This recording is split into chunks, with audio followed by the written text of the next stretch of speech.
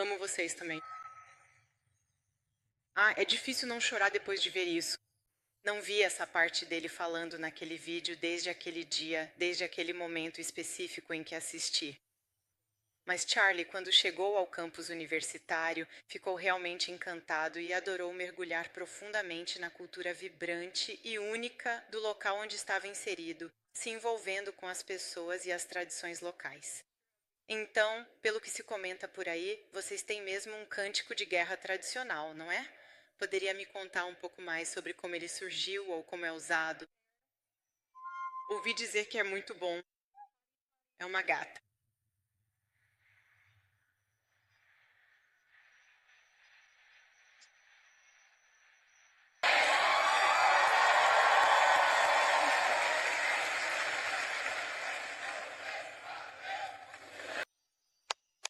Eu amo isso. Eu amo isso. Mas é uma enorme honra e uma bênção estar no palco hoje. E é isso que representa o Turning Point USA. É disso que se trata o futuro do nosso país. E eu quero agradecer a todos vocês também, em um nível pessoal, por todas as suas orações e todo o apoio, não só para a nossa família, mas para a família Turning Point USA, que inclui todos vocês, especialmente aqueles que são estudantes, parte do capítulo do Turning Point USA na Ole Miss. Então, eu realmente amo vocês. Tudo isso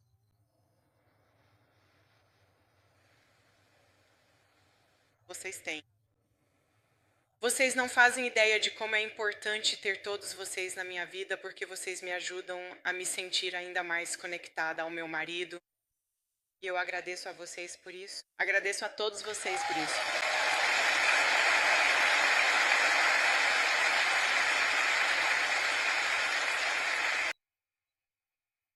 E digo isso também porque vocês são o coração pulsante da Turning Point USA. Vocês são o coração desta organização. Toda vez que estávamos em um evento, especialmente um em que o Charlie iria falar, ele sempre perguntava antes, ele sempre perguntava ao Mike ou à equipe: quem na plateia é líder ou membro de um capítulo da Turning Point USA? E sempre que havia um estudante lá, ele parava tudo antes do evento e se sentava com eles. Ele perguntava seu nome, o que você estava estudando, quais eram os problemas no campus. Ele dedicava tempo para garantir que vocês soubessem que ele estava investindo em vocês, no seu grupo, na sua universidade, porque isso era fundamental para ele. E estar no campus agora, para mim, é uma retomada espiritual do território. E deixe-me explicar isso porque há muito simbolismo nos dias de hoje. É quarta-feira. 7 semanas. E quanto mais me convenço da permanência desse pesadelo, mais começo a perceber e testemunhar isso. O inimigo não te quer. Ele quer o seu território. Ele quer a sua influência. E quando nossa equipe perguntou, meu querido amigo, o vice-presidente J.D. Vance, para falar hoje, eu realmente orei sobre isso porque, obviamente, é algo muito importante. Dia emocionante. Mas eu conseguia ouvir Charlie no meu coração. Eu conseguia ouvi-lo dizer: vai lá e reconquista esse território, amor. Vai. A batalha já está vencida. O amor de Deus conquista. E é por isso que estou aqui hoje. Estou aqui porque este momento pode ser tanto o seu ponto de ruptura quanto o seu chamado para despertar, essencialmente o seu ponto de virada, se preferir. E neste momento, cada um de nós tem uma escolha a fazer. Se vamos lutar pela liberdade ou se vamos simplesmente aceitar qualquer outra coisa. Mas eu quero encorajar vocês, especialmente os estudantes aqui presentes, encontrem sua voz. Vocês são a geração corajosa. É isso que vocês são. Todos vocês. Geração Z, vocês são a geração corajosa. Ouçam o que estou dizendo. Meu marido acreditava nisso profundamente. É por isso que ele ia aos campi universitários. É por isso que ele tentava alcançar vocês. Vocês são a geração corajosa. Assumam isso. Façam com que ele se orgulhe. E para os estudantes, além da Ole Miss, se vocês estão buscando criar um capítulo em seu campus, aproveitem essa oportunidade incrível para defender algo em que realmente acreditam. E expressem da forma mais articulada possível exatamente pelo que vocês estão lutando. Vocês estão defendendo a América, vocês estão defendendo a liberdade de expressão. Porque eu adoro nossos capítulos nos campi do ensino médio. Charlie ficou muito animado quando deu nome aos programas para o ensino médio. Ele disse: "Vamos chamar de Clube América porque, segundo ele, quem poderia odiar esse nome?" É o nome perfeito, Clube América. E ele adorava isso. Quem poderia ser contra isso? E quero que vocês saibam que, se estão tentando começar um capítulo, eu estou com vocês, nós estamos com vocês. Charlie está com vocês. Vocês têm um arsenal de membros da equipe do Turning Point USA ao seu lado. Mas também o que eu pude observar de longe foi a liderança das pessoas que se dispuseram a garantir que os capítulos pudessem acontecer. Por exemplo, não sei se vocês viram o que aconteceu no início desta semana com o governador Ron DeSantis, que foi incrível. Quero dar um grande destaque para ele porque ele disse: "Estamos anunciando uma parceria com a Turning Point USA. Queremos garantir que todas as escolas de ensino médio na Flórida, qualquer pessoa em uma escola de ensino médio que queira iniciar um capítulo do Clube América, possa fazer isso. Não haverá nenhum impedimento para isso e certamente nenhuma discriminação." Isso é incrível.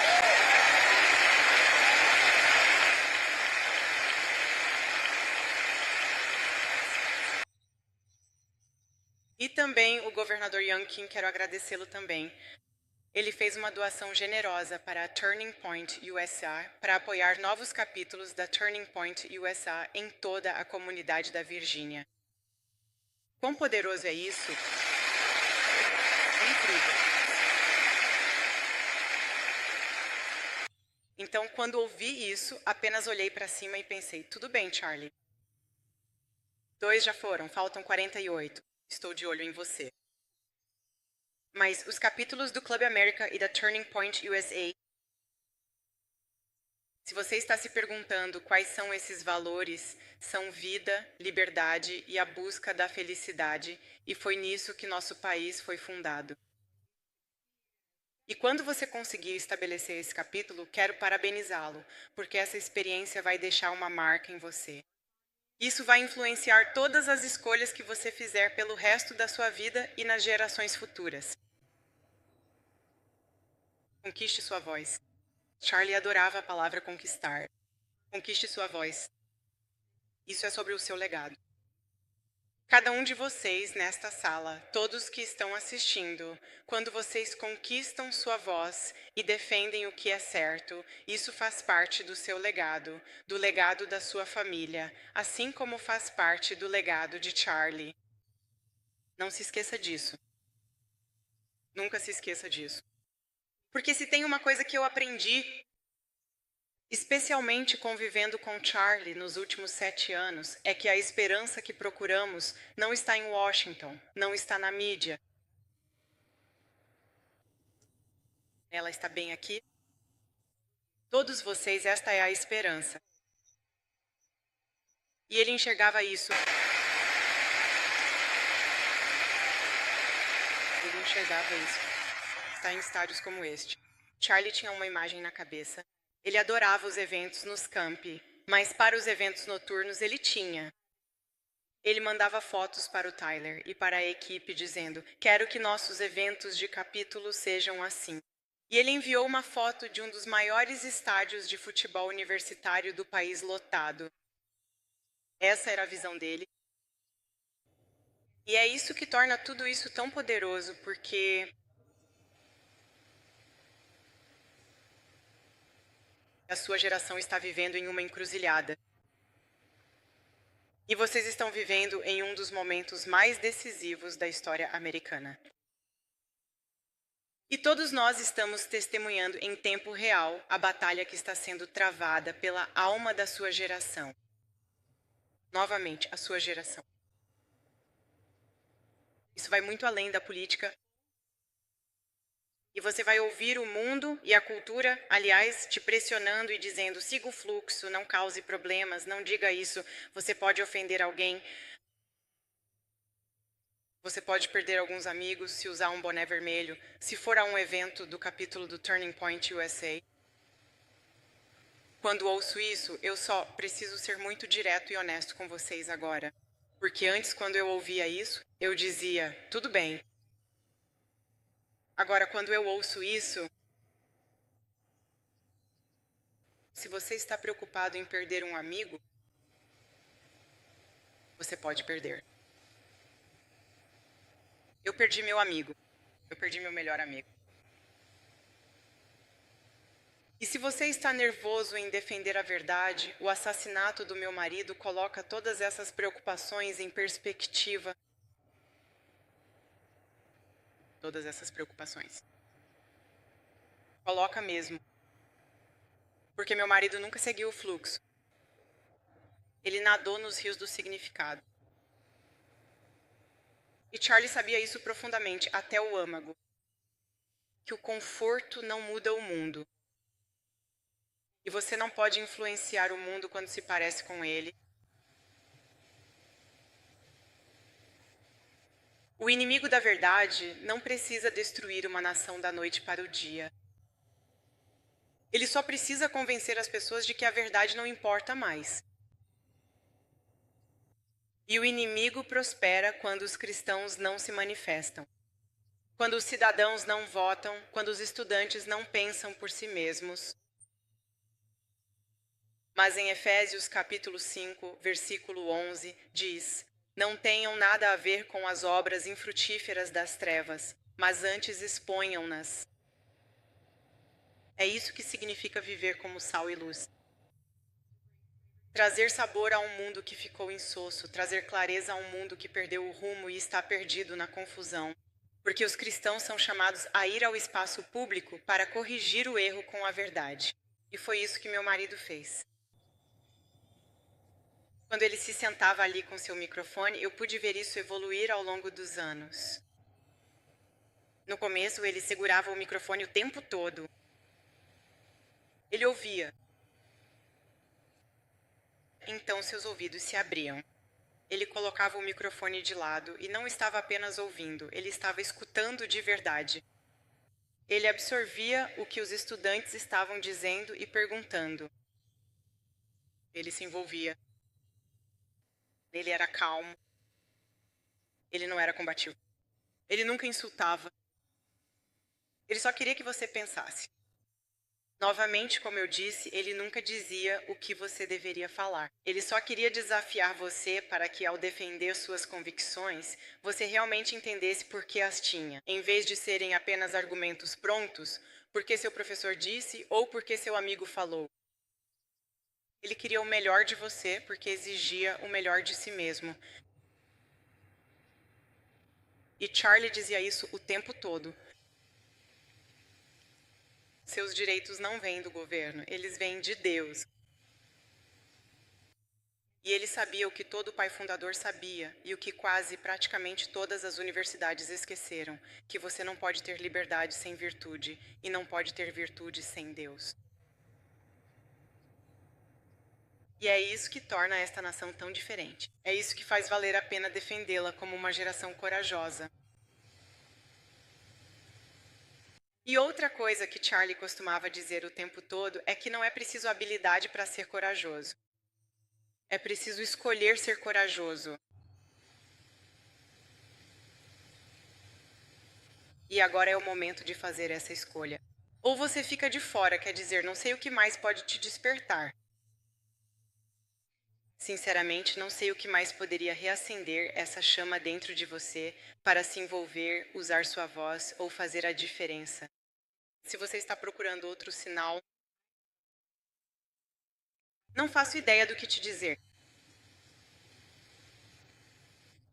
mas eu só quero te encorajar que, sim, isto é sobre os Estados Unidos. E sim, meu marido diria que estamos salvando a civilização ocidental. Isso é verdade em ambos os casos. Mas mais profundamente do que isso, trata-se da sua alma. Porque a luta pela liberdade começa dentro de nós. Dentro de cada um de vocês. Então, por favor, mais uma vez, resistam firmemente sempre à maldade do diabo e às estratagemas e artimanhas do homem. Fique atento, pois as táticas dele são muito inteligentes. O que ele fará é encontrar uma coisa. Ele encontrará o medo. Ele encontrará a decepção. Ele vai encontrar uma coisa e vai colocá-la entre você e o Senhor e fará com que isso cresça. Ele fará isso crescer tanto que você perderá a visão. Isso se torna quase como um eclipse, onde a verdade fica escondida atrás disso. E sim, a luz ainda está lá, mas você não consegue mais vê-la. Essa é a tática do inimigo. E o ponto principal é que o inimigo não precisa mudar a sua teologia. Ele só precisa mudar a sua visão. E se ele conseguir entrar na sua mente e embaçar a sua visão e distorcer a sua visão, ele fará tudo o que puder. Mas o que o inimigo esquece, porém, é que a presença de uma sombra é a prova de que existe luz. Ele se esquece disso. E o assassinato de Charlie pode parecer que estamos de pé em uma sombra, como se a morte fosse a vitória destinada ao inimigo. Mas olhando ao redor nesta arena, vocês são a prova de que essa luz da verdade brilha tão intensamente. Tão intensamente.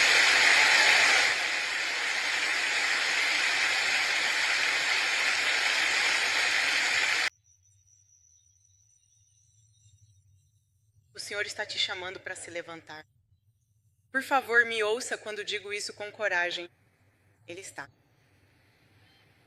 Não tenha medo. É tão fácil sentir medo, mas somos ordenados a não temer. E quando você tomar essa posição, isso vai encorajar e inspirar outra pessoa a fazer o mesmo.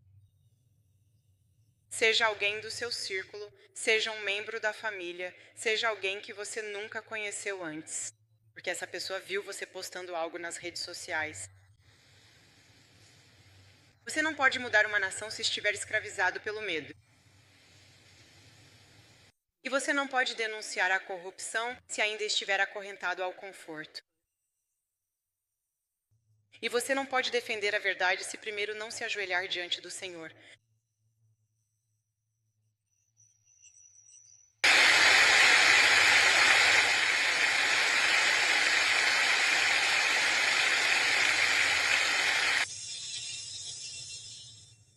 E eu sei que continuo dizendo isso, mas estou tentando enfatizar um ponto com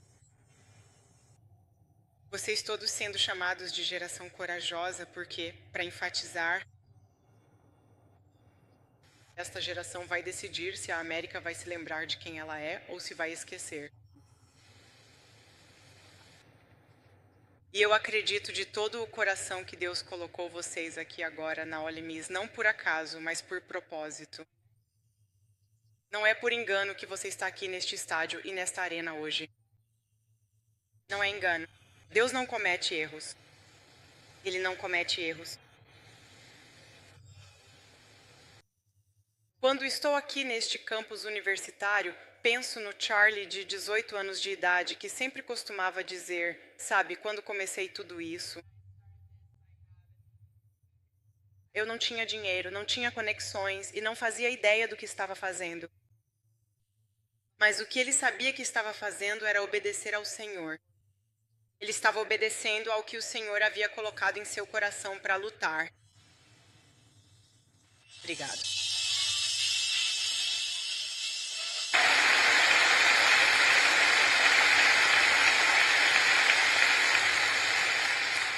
E ele perseverou.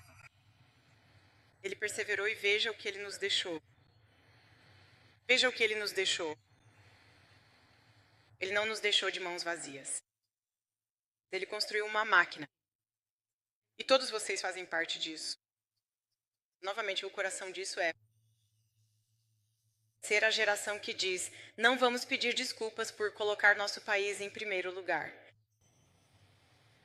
Não vamos nos calar sobre nossa fé. Não vamos recuar quando o mundo nos mandar ajoelhar. Porque nós nos ajoelhamos apenas diante do Rei dos Reis.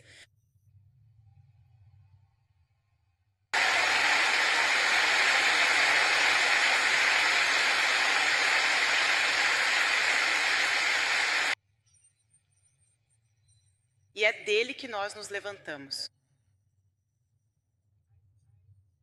Eu, pessoalmente, ainda acredito na América.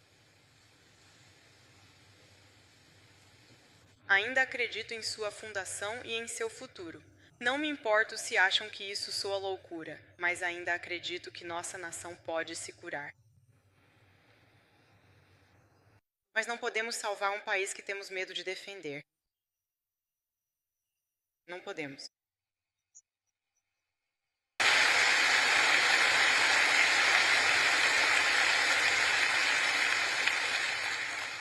Numa nota mais pessoal, dentro da nossa casa, quando nos mudamos pela primeira vez, no nosso quarto, eu tinha na parede lateral, quando você entra, acima das estantes de livros, estava escrito, em 2 folhas de papel emolduradas, dizia: eles serão conhecidos pela ousadia de sua fé. E quando pendurei aquilo, como muitas mulheres podem confirmar quando você pendura coisas, você as vê o tempo todo, mas simplesmente segue com a sua vida. Então, estando na posição em que estou agora, levei um tempo até conseguir voltar ao nosso quarto. Eu costumava correr da porta até o banheiro e sair correndo de lá. Eu ainda não estava pronta para entrar no nosso quarto. E quando finalmente consegui dormir na nossa cama pela primeira vez, dormi do lado dele da cama. E percebi porque ele precisava dormir de um certo jeito do lado dele, de frente para fora da cama, porque ele tinha um problema sério nas costas. Tenho certeza de que a maioria de vocês não sabia disso, mas ele realmente tinha um problema grave nas costas, por isso também usava meias de compressão. Sei que muita gente pergunta: por que você usa meias de compressão? Circulação. Enfim, ele dormia naquela direção. E assim acabei dormindo também naquela direção. E quando acordei, nas últimas noites em que pude realmente estar lá dentro, vi isso. A primeira coisa que eu veria seria que, na parede, eles serão reconhecidos pela ousadia de sua fé. E eu pensei comigo mesma, ele via aquilo toda manhã, quando acordava. Eu não via, porque estou do outro lado da cama, então fico de frente para a janela. Mas ele via aquilo toda manhã. E então pensei comigo mesma, porque quando vou ao escritório nunca sento na cadeira dele. Então eu sento, tem um sofá ao lado quando você entra, e eu sento no sofá. E em sua mesa, ladeado entre a Bíblia, versículo de Miqueias, capítulo 6, versículo 3, tudo meio que fez sentido para mim. Então ele via a nossa foto na parede e depois via em sua mesa essas 3 perguntas que ele fazia a si mesmo todos os dias. E era: o que posso fazer por alguém hoje, talvez hoje mesmo? A segunda era: o que posso fazer para agregar valor ao mundo hoje? E a terceira era: como posso honrar a Deus hoje? Essas eram as 3 perguntas combinadas com as palavras que ele via todas as manhãs. Então, para mim, ver aquilo, ver em sua mesa, era ele se preparando com a armadura do Senhor todos os dias. Essa era a combinação dele. E o que estou percebendo com isso é que esses eram realmente os pontos de ação de como ter coragem. Porque você pode me perguntar: bem, como eu me torno corajoso? Faça a si mesmo essas 3 perguntas todos os dias. E eu prometo a você, você ganhará coragem. Você irá. que a morte amplifica ainda mais é o fato de que você só tem uma vida. Apenas um. É isso. É a vida eterna. Por isso você tem que viver como se isso importasse. Mas quero lembrar que Deus te criou para a grandeza. Não para algo que não tenha vida. Simplesmente genial. E a pergunta: não importa quanto tempo você vai viver, mas sim o que você vai fazer com a sua vida no tempo que o Senhor lhe concedeu. O que você vai fazer com isso? Essa é a questão.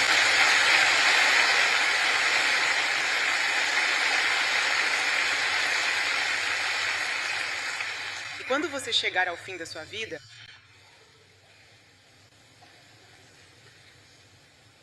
o Senhor se orgulhará daquilo que você defendeu.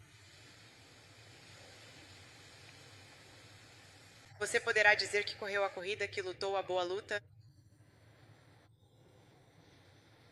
Ou você vai perceber que desperdiçou o tempo que Deus lhe deu correndo atrás de coisas que não importavam? Coloque isso em perspectiva. E lembrem-se, sendo a geração corajosa que vocês são, defenda sempre a verdade, lute com coragem pela vida, ame profundamente sua família sem medo ou hesitação. Ame e valorize seu cônjuge sem qualquer receio, demonstrando carinho e respeito todos os dias. Amo este país.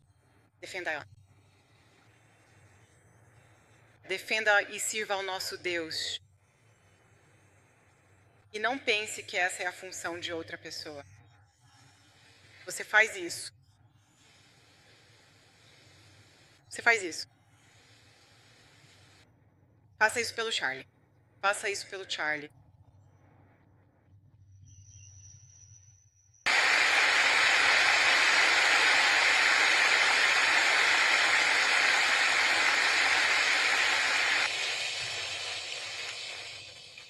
E eu me sinto verdadeiramente, imensamente abençoado e honrado, com grande alegria, por poder apresentar a vocês esta noite um amigo muito, muito querido, uma pessoa realmente especial e sua esposa maravilhosa. Eles são incríveis. E vejo que ninguém jamais substituirá meu marido. Não. Mas vejo algumas semelhanças entre meu marido e JD. E o vice-presidente JD Vance. Eu faço. E é por isso que me sinto tão privilegiado por poder apresentá-lo esta noite. Porque ele entende profundamente a luta difícil que estamos enfrentando. E ele consegue articular isso de uma certa maneira, que transcende verdadeiramente a raça. Isso transcende as origens demográficas. Ele é um homem incrível. Por favor, me ajude. Bem-vindo ao palco, vice-presidente JD Vance.